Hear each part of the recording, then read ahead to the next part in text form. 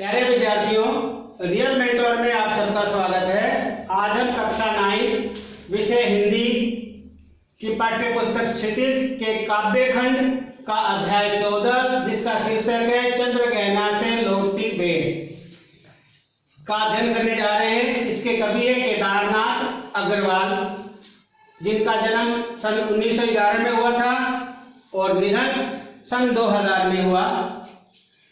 कवि केदारनाथ अग्रवाल, चंद्रगहना एक स्थान का नाम है। तो चंद्रगहना से लौटती बेर का मतलब लौटती बारी, लौटते के बारी।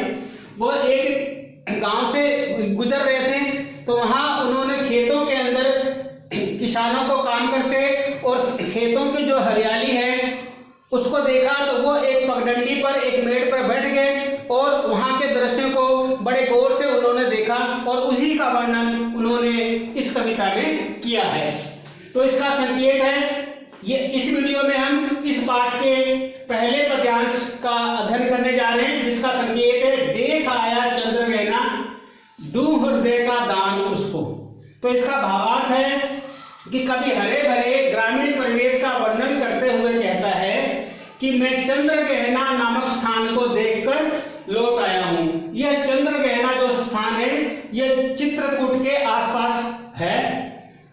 अब मैं खेत की मेड़ पर अकेला बैठा हूं। खेत की मेड़ यानी कि खेत के चारों ओर पानी के बहाव को रोकने के लिए मिट्टी की एक यो दीवार सी बना दी जाती है, उसको मेड़ कहते हैं। तो खेत की मेड़ पर अकेला बैठकर यहाँ के प्राकृतिक दृश्य देखता हूँ।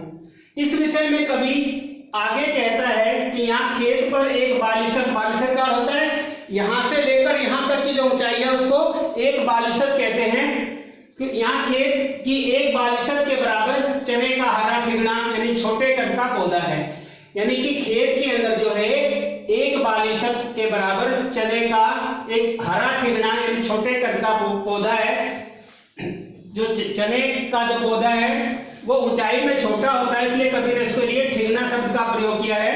जिसने छोटे से सिर पर गुलाबी रंग की पगड़ी बांधे खड़ा है, यानी कि चने के पौधे पर गुलाबी रंग का फूल आया हुआ है, तो दूर से ऐसा लगता है कि उसने गुलाबी रंग की सिर पर पगड़ी बांध रखी हो। अर्थात चने के पौधे के ऊपर गुलाबी रंग का छोटा सा फूल खिल रहा है और उस फूल रूपी पगड़ी को पहनकर वो सज धज कर खड़ा है। यानी अन्य फसलों के बीच जो है चने का पौधा जिसके ऊपर गुलाबी रंग का फूल खिल रहा है, वो ऐसा लग रहा है जैसे कि वो सज धज कर एक दूल्हे के वेश में खड़ा है।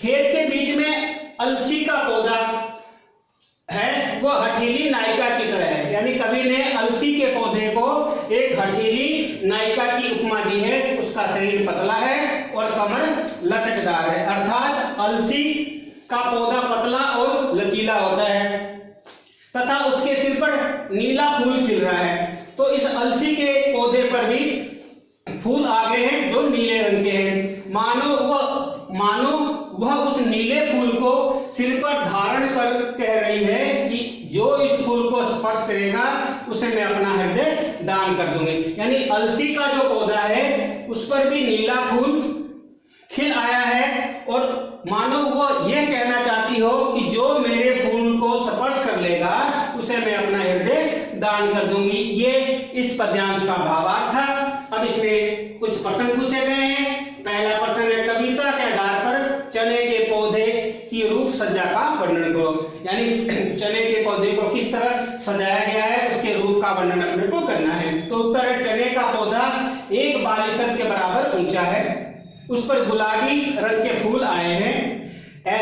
इससे ऐसा लगता है जैसे कोई दूल्हा गुलाबी रंग की पगड़ी पहने खड़ा है या गुलाबी साफा सिर पर लपेटकर बन ठन कर खड़ा है। तो ये चने के पौधे की जो रूपरेखा है उसकी बताई गई है। दूसरा है, चने के पौधे को ठिगना क्यों कहा गया है। तो चने का पौधा अन्य फसली पौधों के आकार में छोटा होता है, इसकी ऊंचाई कम होती है। यह पौधा झाड़ीदार होता है, उसकी ऊंचाई कम होती है। इसी कारण कवि ने चने के पौधों को ठिगना कहा है। इसका तीसरा प्रश्न है, कवि ने अलसी को हठीली क्यों कहा है। तो इसका उत्तर है, अलसी चने के पौधे के पास जबरदस्ती उगाई है। हवा के झोंकों के कारण बार बार झुक जाने पर वो खड़ी होकर लहराने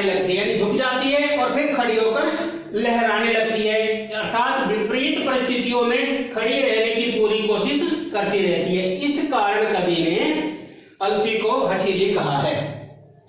प्यारे बच्चों, इसका चौथा प्रश्न है, कवि ने अलसी की किस रूप की कल्पना की है? तो इसका उत्तर होगा, कवि ने अलसी के पौधे को देखकर उसे पतले और लचकदार कमर वाली नायिका की कल्पना की है, जो सिर पर नीले फूल का जूड़ा बांधकर खड़ी है। धन्यवाद।